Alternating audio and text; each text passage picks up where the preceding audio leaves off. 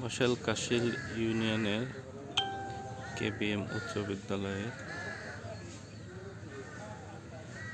পাশেই এই নদী, ঝিনাই নদী। এখনো দাঁড় টেনে পার হতে হচ্ছে শিক্ষার্থীদের।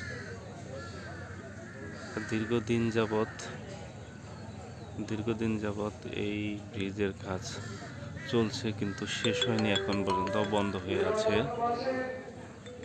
3টা পিলার করে রেখেছে, কিন্তু এখনো শেষ হয়নি এই ব্রিজের কাজ।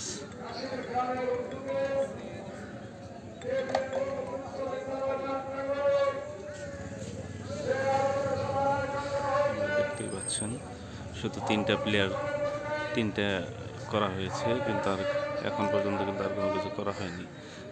এখনো দাঁড় টেনে, রশি টেনে টেনে পার হয় শিক্ষার্থীরা। নদীর এই পার থেকে ওই পারে যায়। নদীর এই পারে কেবিএম উচ্চ বিদ্যালয়।